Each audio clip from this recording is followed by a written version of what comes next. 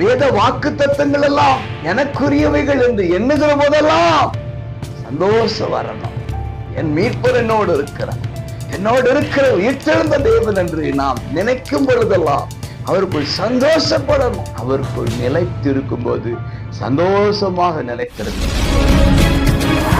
பிரியமானவர்களே, இயேசுவின் இன்ப நாமத்திலே மனதார வாழ்த்துகிறேன்.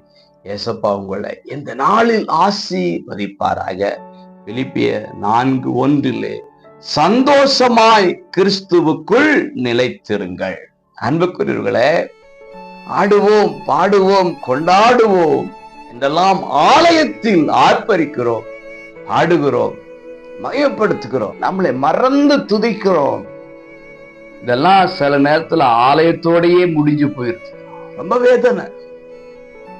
தனிமையில தேவனோடு இந்த ஒரு அனுபவம் இருக்கிறதா என்கிறதை யோசித்து பாருங்க.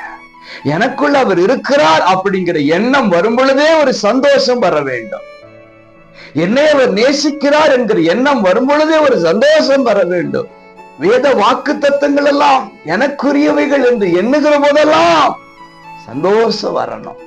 என் மீட்பர் என்னோடு இருக்கிறார், என்னோடு இருக்கிற உயிர்த்தெழுந்த தேவன் என்று நாம் நினைக்கும் பொழுதெல்லாம் அவருக்குள் சந்தோஷப்படணும்.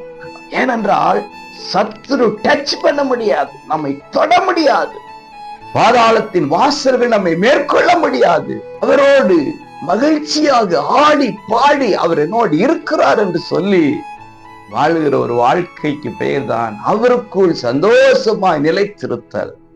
அப்படி வாழ்வோமையானால் இன்னும் நம்மை சந்தோஷப்படுத்தி துக்கங்களை எல்லாம் மாற்றி நம்மை ஆசீர்வதிப்பார். God bless you.